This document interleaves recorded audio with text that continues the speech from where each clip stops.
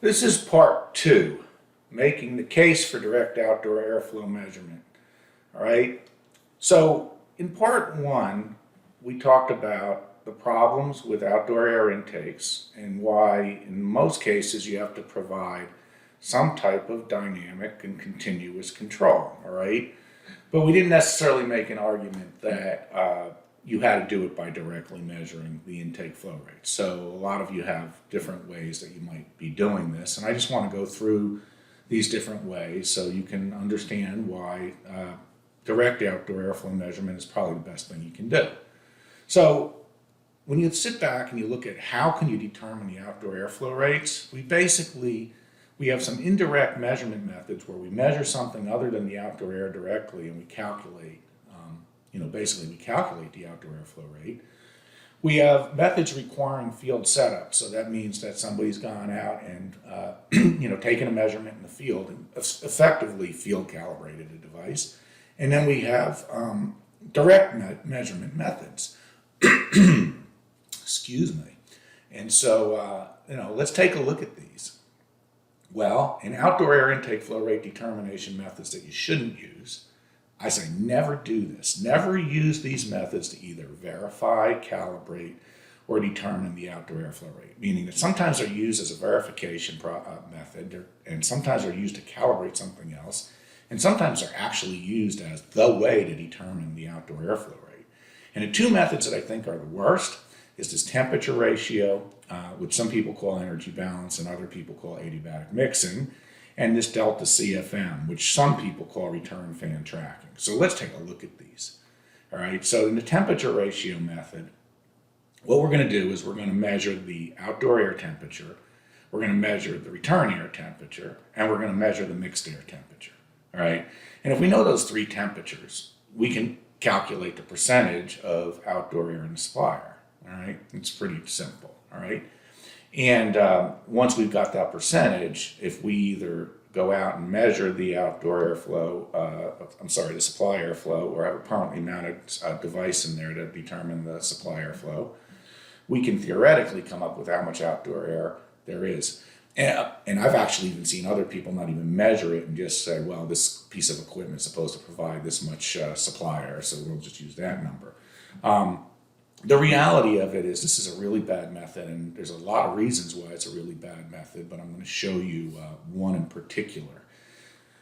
So we're going to start off with 111, and the reason I'm going to be critical of standard 111 here, because if you're a test and balance professional, you should be able to rely on standard 111 to give you accurate information, because you're not going to go doing what I'm doing right now in terms of these calculations. So we have this flow rate approximation by temperature ratio, and it goes on. It starts by saying some components of system airflow are virtually impossible to measure with an anemometer or pitot tube, and that's true, right? For example, outside air measurements are affected by lack of ductwork and unpredictable turbulence. That is very true. Outdoor air intakes are difficult to measure. But my problem with this is when they talk about what the expected accuracy should be, which is what you should assume is accurate, all right, under good field conditions, the flow rate determination of the unknown airstream should be within 10% of the actual flow rate. So if I'm a test and balance person, I'm going to say, sure, I'm going to use this method because 10% is good, which I would agree with you. 10% is not a bad number. The thing is this realistic? So you're going to find it's not realistic at all. When we look at this method, first I'm going to give you a very specific example, and then I'm going to show you a general example. All right. So it's 40 degrees outside, and we've taken that temperature measurement. In this case, I'm showing test and balance. Well, there's some equipment people that would use this as a method too, as part of their outdoor airflow measurement solution. So we'll measure the outdoor air. It's 40 degrees. Measure the return air at 75 degrees. In both of these cases, we're so good, we have absolutely no uncertainty, no measurement error, no nothing. When we go into the mixed air, okay, we're going to have some uncertainty because you know what? It's mixed air. We're mixing outdoor air and return air, two different temperature streams with two different velocity streams, okay? You get velocity profiles, you get temperature profiles, and you don't get perfect mixing. So I'm going to say, you measured this mixed air, but you had a 2-degree error. You just didn't know it, all right? So you measured 71.5 degrees. You went through, you went to the supply air, you measured 100,000 CFM. Okay, again, you had no error. So when you did these calculations, you calculated out that you had 10% outside air and that your supply air was 100,000 CFM. So you reported 10,000 CFM and you felt good about it, all right? Well, it ends up, if I go back now and I go take these temperatures and I just correct for the mixed air temperature to the actual temperature, I find that I'd actually now calculate 4,286 CFM. I'd only be a little more than 60% off. That's horrible, okay? And then I get people say to me, you must have picked some example that's just not real, bad example. I was like, no.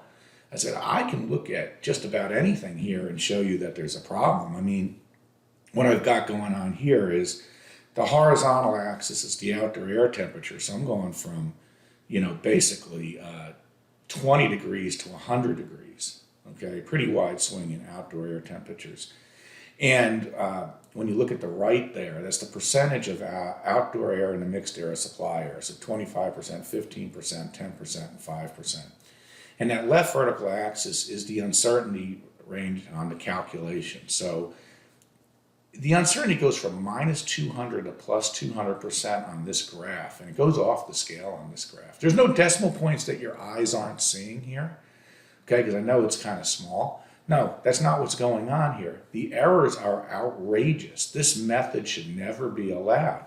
But here's the problem. If test and balance goes out and takes this method to determine the outdoor airflow rate, and maybe you've got an Ebtron in there, they're going to come back, and the Ebtron's not going to come close to matching this method, right? And they're going to come back with these really outrageous, like, you're wrong, the Ebtron's not working.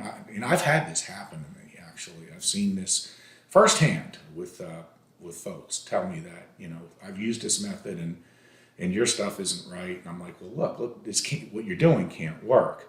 Okay, and then what do you end up doing? You just feel like you have to make it match the test and balance reading. So you just uncalibrated our equipment, all right? So it's not just that it's a bad method to use, it's a bad method to use when you're even looking at our equipment, because you might want to change your equipment. But imagine if you were using this method to calibrate something like I'm going to show you in the next few slides after I talk about the delta CFM calculation, all right? So in the delta CFM calculation, where I see a lot of people do this, okay? I see a lot of people who do this. If I don't have any relief at the air handler and I measure the supply airflow rate and the return airflow rate, the difference between the supply and the return airflow rate is mathematically the outdoor airflow rate. And so I see a lot of people do that. They're like, I don't need to measure the outdoor airflow rate directly. I'll just measure supply and return.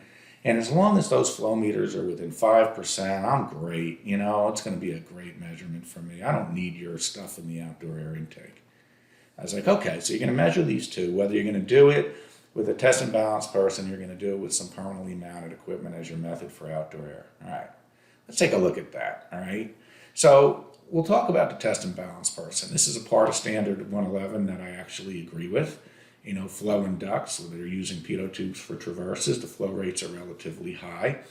Experience shows that qualified technicians can obtain measurements that range within 5 and 10% accuracy of actual flow under good field conditions. I was like, okay, under good field conditions, I'm with that.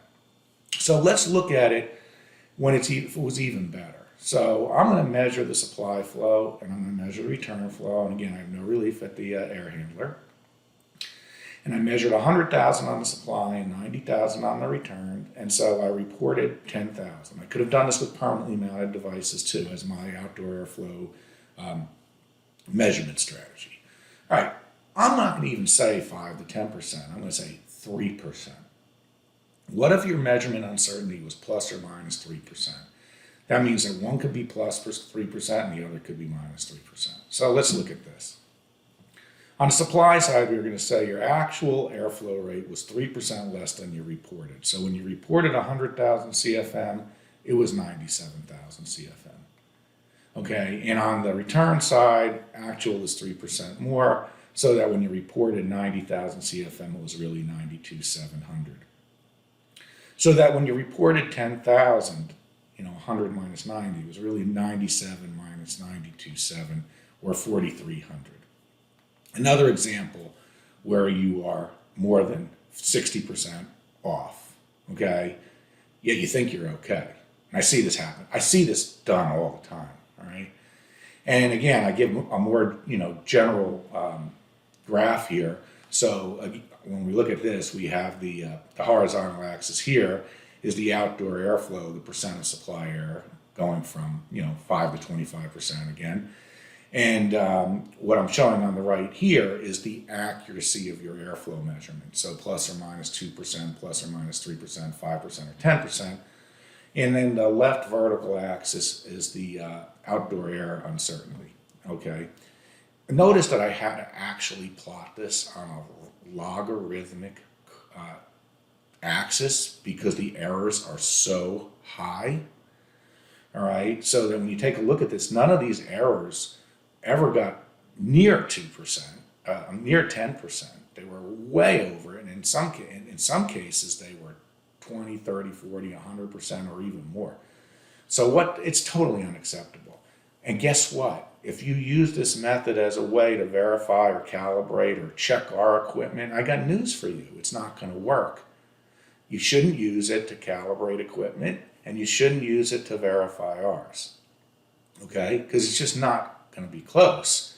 So there's these two methods I just showed you. You need to never, ever use them.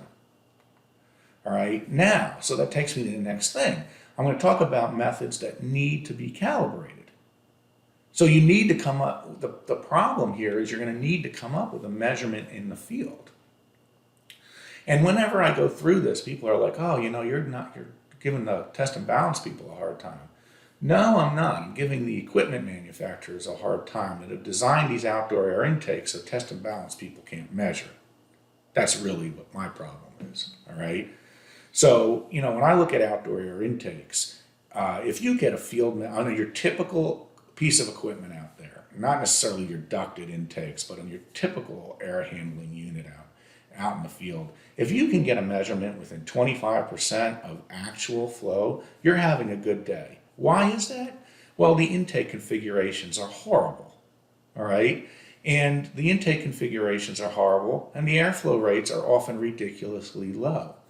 Particularly on air handlers when you're out there. You're a test and balance person, you're out in the field, and you can't get into the unit, so you're measuring at the louver, or you're measuring at the hood. Some of these flow rates are 20 or 30 feet per minute. I mean, that's ridiculously low airflow rates, okay? And they're very difficult to get any kind of accurate measurement in the field, particularly on a roof when the wind might even just be blowing 3 or 4 miles an hour. It's difficult to get good readings. The way the air goes into these intakes and louvers, it's difficult to know what the proper area to use is. It's just very difficult to measure outdoor air intakes in the field. You might have used a measurement method that was allowed by standard 111 that didn't have any real validity to it. And, there is cases where the balancer's just, the skill level's not there, but that is not the norm. It's these other things that are really what the norm is. The problem I have is field measurements are reported and accepted as actual, regardless of actual measurement error. No matter what it is, you always look at it as, you have you always consider it to be right.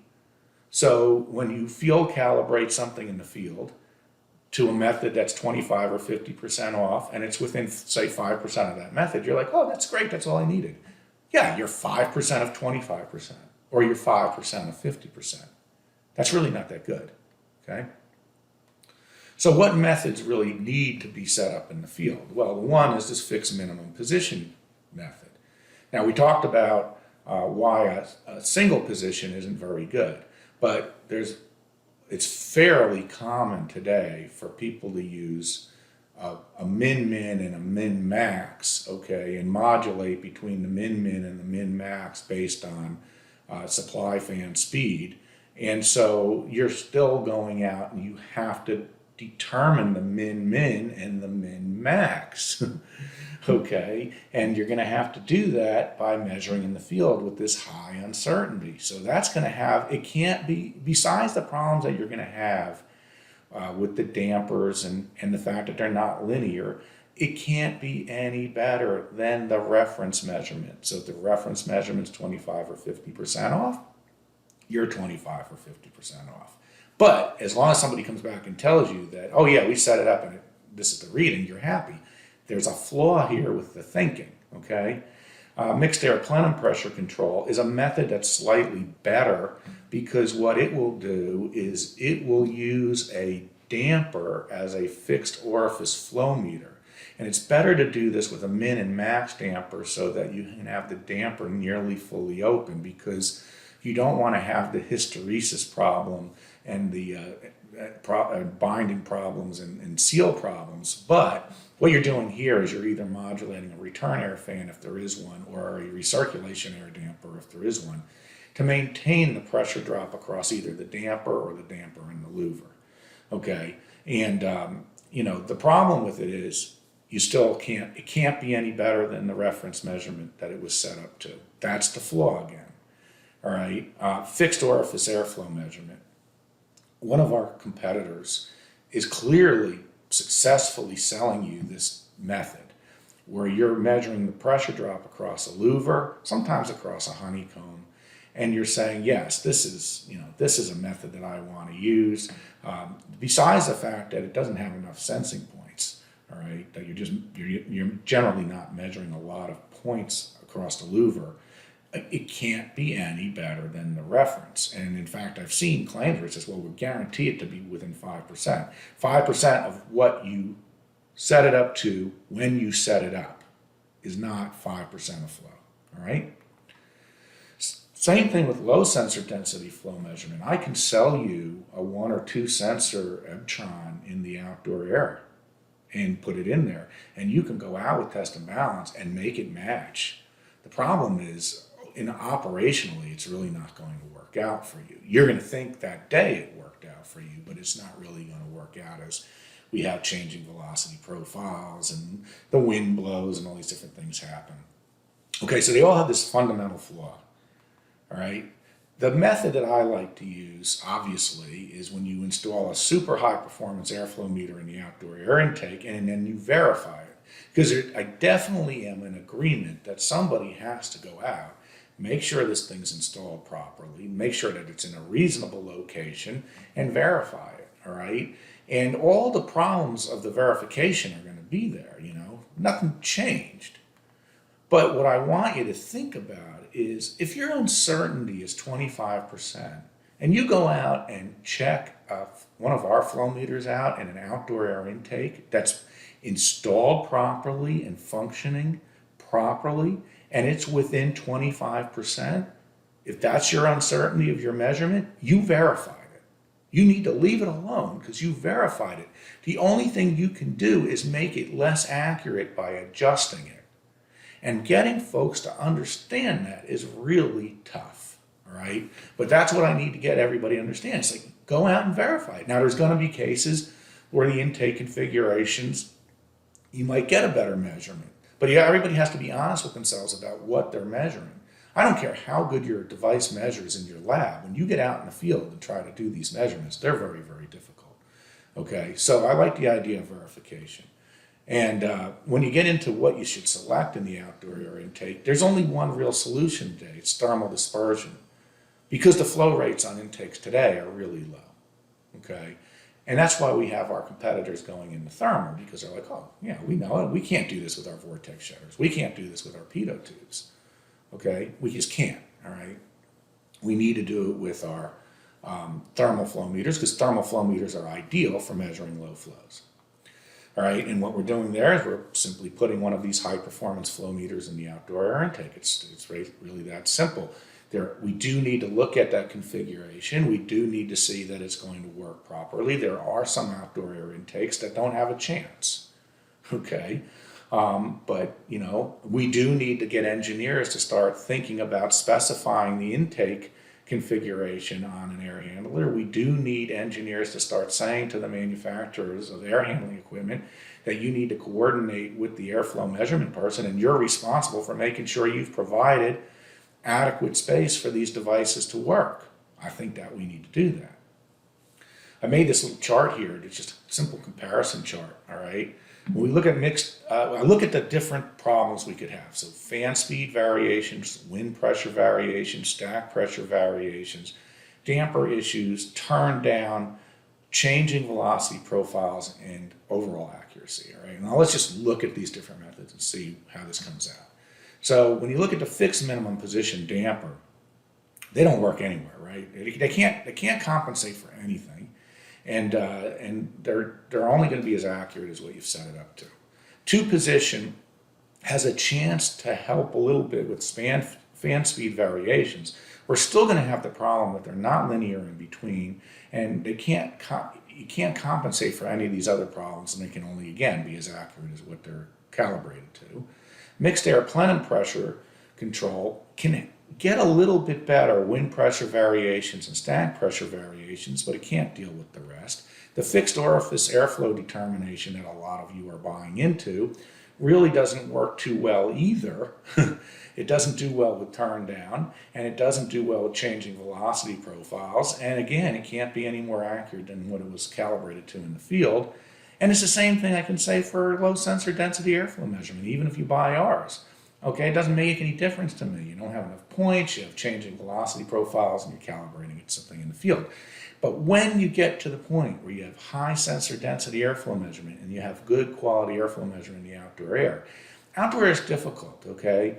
I tell people all the time, I can give you an Edtron that I can lab test that's the sensors are well better than 2% of reading. You're not going to get 2% of reading on an outdoor air intake where you have a louver and a damper. If you get 5%, you had a good day, all right? And there's some cases where it's marginal, you're going to get 5 to 10%. And there's some cases when we're going to tell you don't do it, all right, unless you make some modifications to that intake, all right? Don't shoot the messenger, all right? But what you find is when you do this, it's like you flip the switch, and all of a sudden, all these problems can be dealt with. Fan speed variations, easy to deal with. Wind pressure variation, sure. Anything that's changing the flow rate, you're measuring the flow rate. Stack pressure, damper issues, turn down, velocity profiles, and then accuracy, you're not relying on a field measurement. It's not even close. You flip the switch, all right?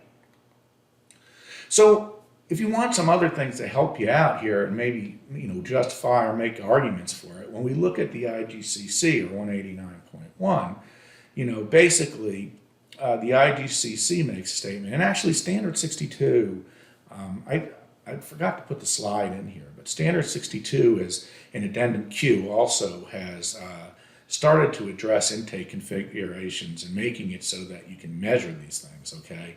But system design for outdoor air intake measurement. Each mechanical ventilation system shall be configured to allow for the measurement of the outdoor air intake for use in testing and balancing, which is important, recommissioning, which is important, and outdoor air monitoring, so continuous monitoring, okay?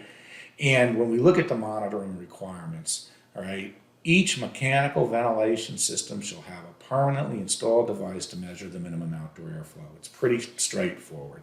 So that's the good part, okay? There's currently an exception on constant volume. I'll address that later on, actually, all right? LEED, if you're building to LEED or other types of rating systems, this is pretty typical. So for variable air volume systems, provide a direct outdoor airflow measurement device capable of measuring the minimum outdoor air intake flow. Like I said, it looks a lot like 189. And then also in LEED for healthcare, it's not just VAV, it's for all mechanically ventilated spaces. And you would have to think that LEED's going to have to update that previous slide for a multi-speed constant volume. That's the end of part 2. In part 3, we're going to talk about the problems with CO2 ventilation control and some of the concerns that we have about people misunderstanding the role of CO2 and CO2 in ventilation. So I'll see you in part 3.